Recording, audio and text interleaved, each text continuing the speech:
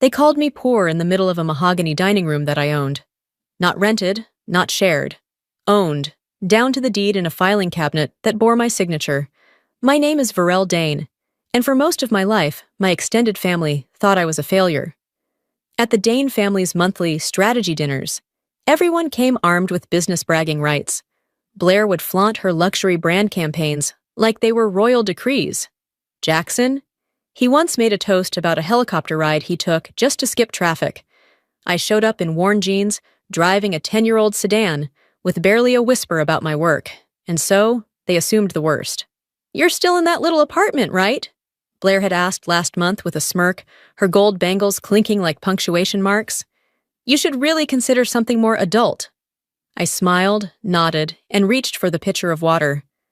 They didn't know that the little apartment she referred to sat at the center of a 5-property portfolio I owned under a name they'd never connect to me, Cobalt Ridge Partners.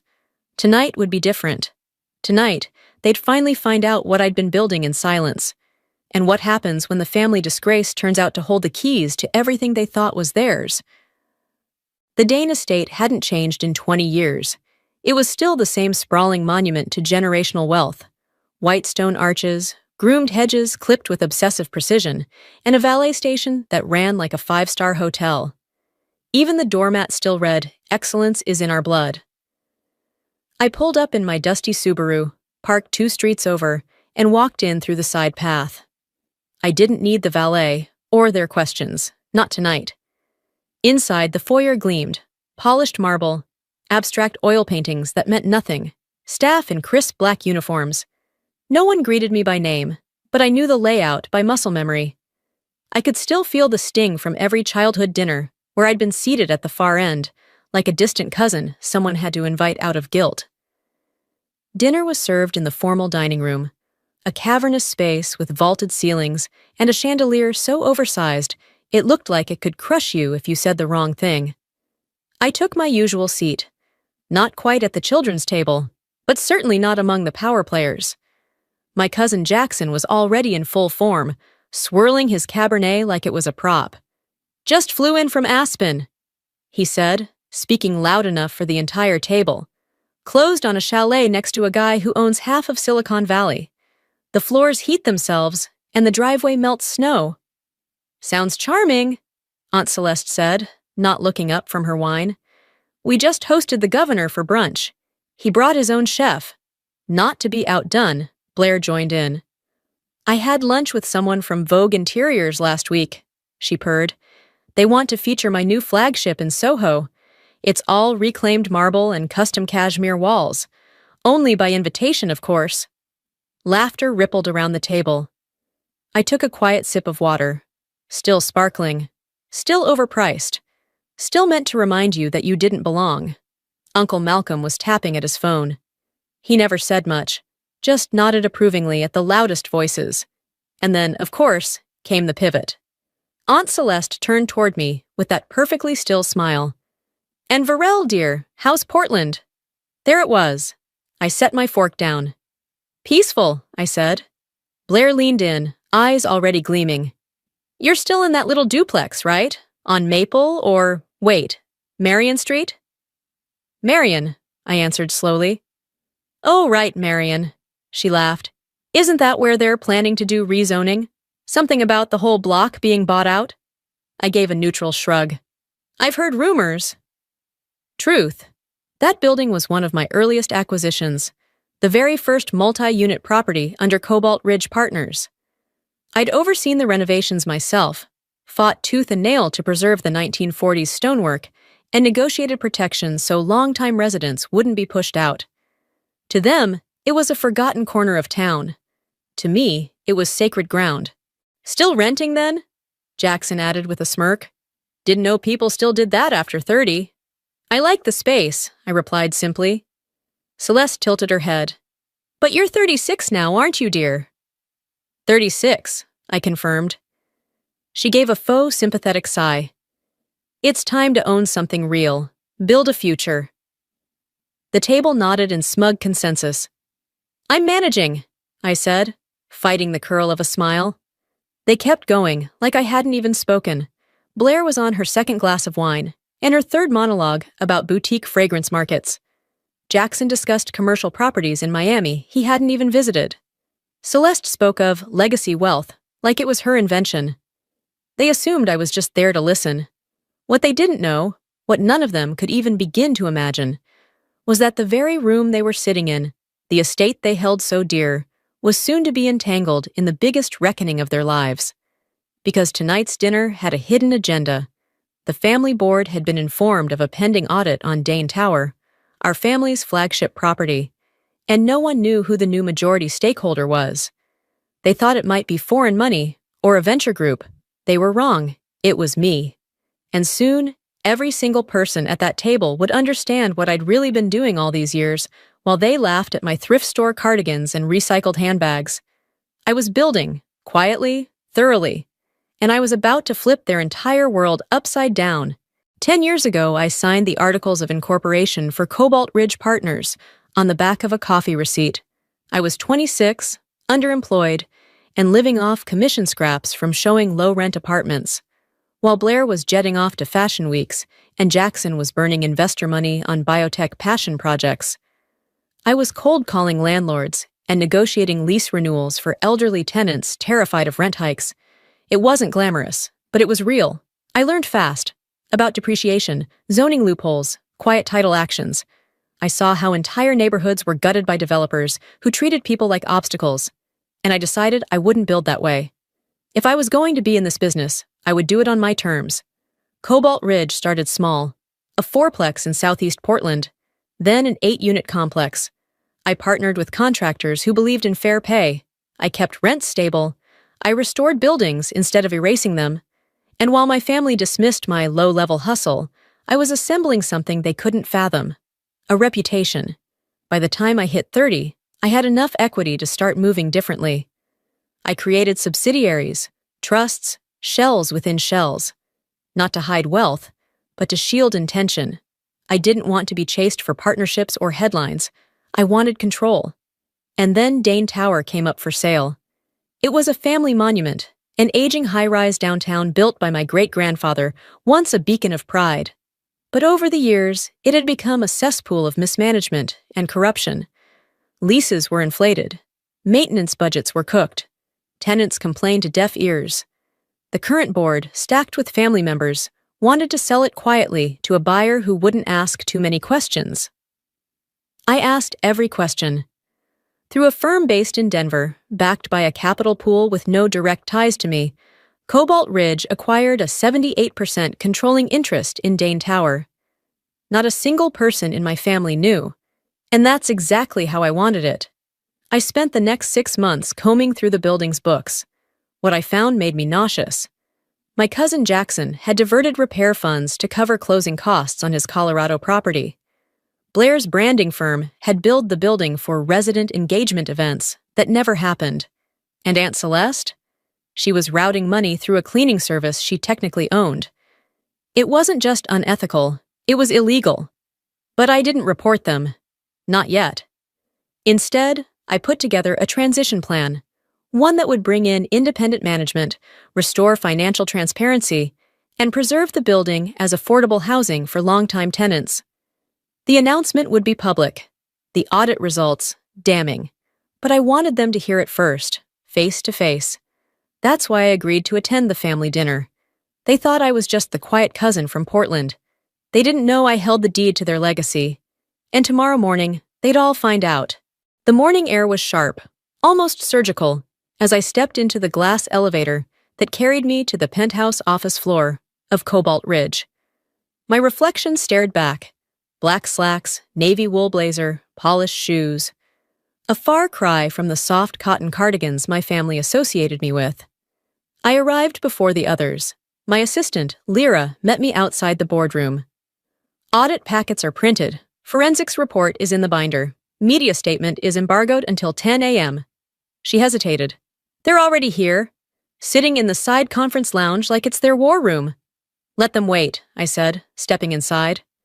10 minutes later, the door opened. I didn't have to look to know who entered. The distinct perfume trails and leather loafers gave them away. Uncle Malcolm led the group, visibly tense. Blair followed close behind. her smile so tight it could snap. Jackson looked like he hadn't slept. "Excuse me," he barked. "This meeting is private." I turned slowly, met his eyes. "It is," I said. "And I invited you." Malcolm blinked. "Varel?" I nodded. "Welcome. Please, have a seat." Silence thickened as they took in the view. The walls, the logo etched on the glass. "This is your office?" Celeste whispered. "It is. And you work for, what is it, Cobalt Ridge?" "I am Cobalt Ridge." You could have heard a fork drop. "You?" Blair laughed once, hollow and shrill. "You own Dane Tower?" "I do," I said simply, "along with the audit reports, the debt register, the contractor history, and the new operating charter you'll be signing, or declining, today." "No," Jackson muttered. "This is a joke. You show people apartments. You rent." "I renovate, I preserve, I build," I said, my voice even. "And I've been watching this family bleed a building dry in the name of tradition. It ends now." I opened the binder, sliding the first report across the table. Page 12 outlines unauthorized withdrawals totaling $2.3 million, I said, glancing at Jackson. "Your Jackson Valley retreat? Paid with roof repair funds?" He went ghost pale. Page 21 details a marketing budget that doesn't align with any actual events. "Blair, your branding firm billed for 3 months of tenant programming, none of which occurred." She tried to speak, but only mouthed the word no. "And Celeste," I added, gently flipping to the next section. "The cleaning company routing invoices through an unregistered entity? A shell owned by your husband. Classic." Celeste dropped her wineglass. "You'd expose your own family?" she asked, eyes wide. "No," I said. "You exposed yourselves. I'm just holding up the mirror." Malcolm hadn't said a word. Now he shifted in his chair, his voice low. "We can fix this. We can clean it quietly." "Too late," I replied. "At 10 a.m., the press release goes live. The public will know that Cobalt Ridge is implementing operational reform across Dane Tower.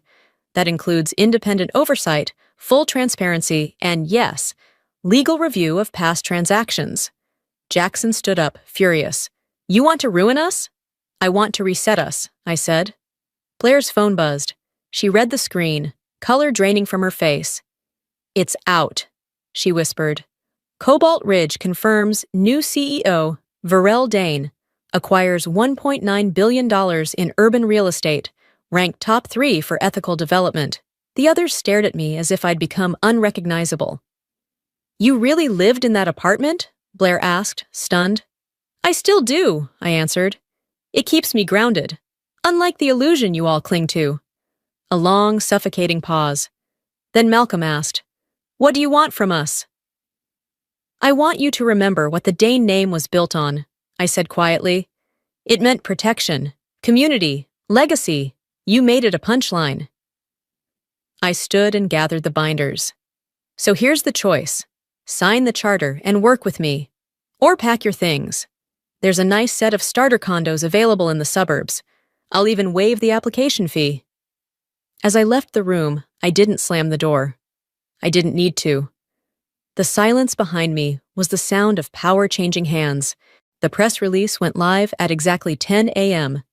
By 10:07, my phone had 17 missed calls, 5 text messages, and 2 voicemails, one from Uncle Malcolm and one from Blair, that started tearful and ended with something that sounded like rage wrapped in disbelief. I didn't listen to either. Instead, I watched the news ticker scroll across the muted flat screen on my office wall. Cobalt Ridge.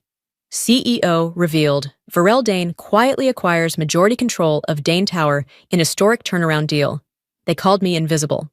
Turns out, invisibility is just the first step toward being underestimated, and then becoming undeniable. Within 24 hours, the walls began to crack. Celeste announced her resignation from 3 local foundation boards. The official reason was mental health and family focus. The real reason? Whispers about misuse of public grants and nepotistic vendor contracts were growing louder by the hour. Blair's luxury branding agency lost 3 major accounts by the end of the week. Her firm was blacklisted from an entire corporate real estate trust after leaked documents showed she'd double invoiced a tenant wellness event that never took place. Her husband filed for separation the following Monday. The public explanation was irreconcilable schedules. Jackson retreated completely. No public statements, no defensive tweets. Even his Aspen retreat went quiet. According to one source, he attempted to sell it back to the developer, for a loss. But not everything was destruction.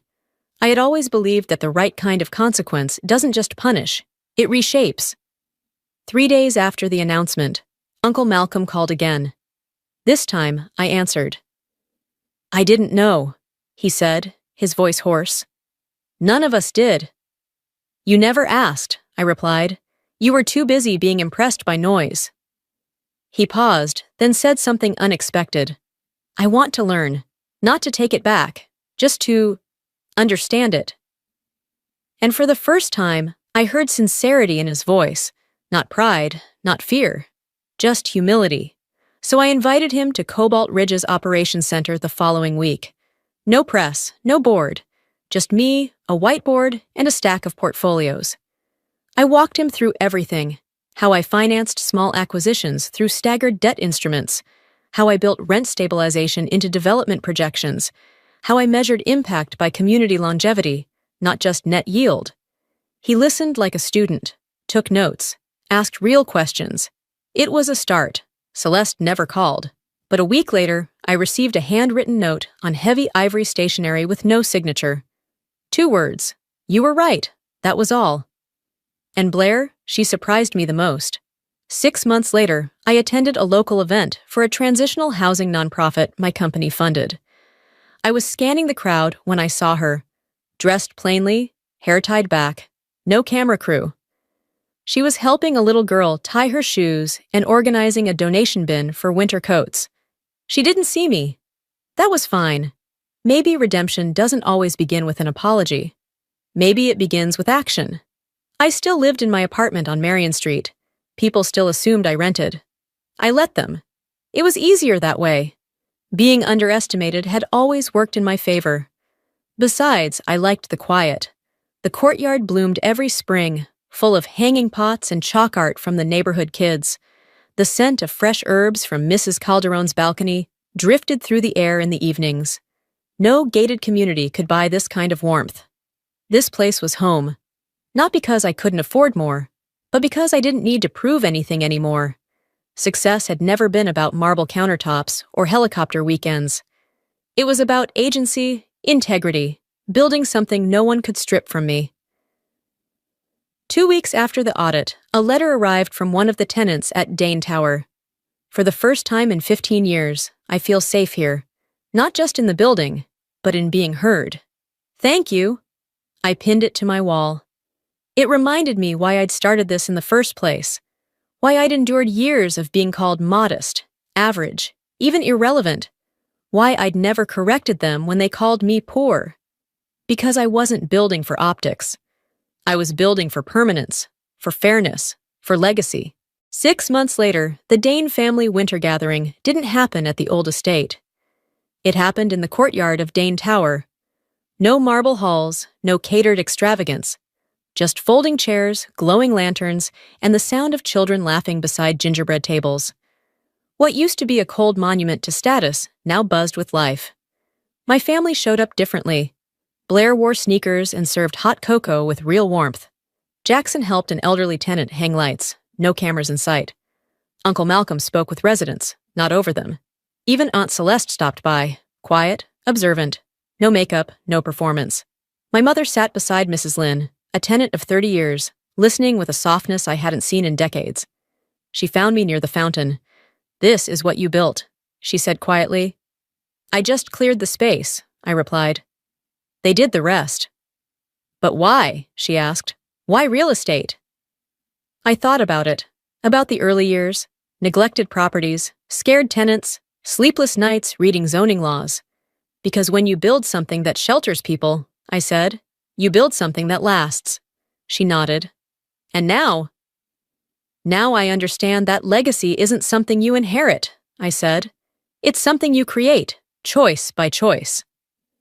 Later, I stood on my fire escape, watching Dane Tower glow, no longer a symbol of arrogance, but of restoration, of community. My phone buzzed with offers, interviews, partnerships, praise. I let them wait. Success to me wasn't about noise. It was about foundation. If you've ever been told you were too quiet, too plain, too small, remember this. You don't have to shout to matter. You just have to build something real. And sometimes, the best kind of revenge is becoming exactly who they thought you could never be. I didn't wait for their answer. I returned to the suite upstairs, once reserved for Claudine, now prepared for its new occupant. The skyline stretched wide beyond the floor-to-ceiling glass, the Pacific glowing with that golden edge you only see in late afternoon. Rowan was already there, a bottle of champagne chilling in an ice bucket. "Think they'll take the deal?" he asked. "They already have," I said, glancing at my phone. The notifications rolled in like waves. Grayson's resignation, formalized. Claudine's early retirement, announced. The board's vote, passed. Barely, but passed. By sunset, it was official. The empire that once laughed at my ambition now reported to me. I poured a glass and walked to the desk, my desk now. I reached into my bag and pulled out an old printout. Worn edges, faded ink, but the words still clear. It was the rejection email, the one Claudine had sent me 6 years earlier. "Leona, while we respect your enthusiasm, your leadership instincts are not aligned with the expectations at Merit Group. We believe a support role may be more appropriate at this stage in your development." I smiled. Then I folded it once and slid it into the drawer, next to a new letter. My appointment as executive chair of the board. The calls started soon after. My mother, my father, 2 cousins, then Grayson himself. Messages laced with panic, guilt, excuses. "How could you do this to your aunt? You didn't have to humiliate them. We're family, Leona. Family!" Where was that word when I stood in that boardroom with shaking hands and unacknowledged ideas? Where was it when I walked out to laughter? I didn't answer any of them. I only typed one message in the family group chat. "Don't worry about the family name. Merit Group is finally in qualified hands." Then I turned off my phone and watched the city. Not for revenge, not for power, for peace. A peace I had earned not through aggression, not through screaming or proving myself to people who never listened, but by building something so undeniable they were forced to take notice. I didn't need them to believe in me anymore. I became the kind of woman they had to believe in, because sometimes the best revenge isn't revenge at all. It's becoming the one they now answer to. Claudine had been right about one thing, though. Back then, I wasn't qualified to work at Merit Group. I was qualified to own it,